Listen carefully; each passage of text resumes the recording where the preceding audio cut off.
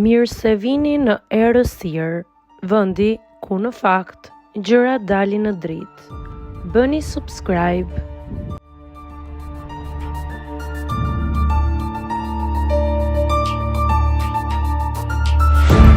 Ditë e zije ndahet nga jeta kryeministri.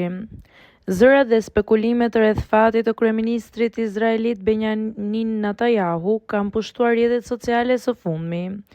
Përdoruesit ngritën dyshime nëse lideri izraelit ishte vrarë në një sulm ajror, pasi një pamje shkëputur nga një fjalim i shfaqte atë me 6 gishta në njërin dorë, duke i bërë njerëzit të besojnë se videoja ishte krijuar nga inteligjenca artificiale për të mbuluar vdekjen e tij.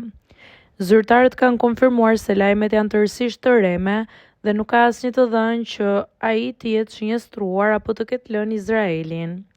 Pamja mashtruese u sqarua nga analistët, nuk bëhej fjalë për një deepfake, po thjesht për një video të ngrirë në një moment specifik ku lëvizja dhe buza e dorës së tij krijuan iluzionin e një gishti shtesë.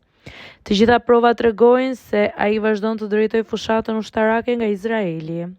Të njëjtën ai mbajti një konferencë për shtyp lidhur me fushatën kundër Iranit, duke deklaruar: "Çdo gjë është nën kontroll.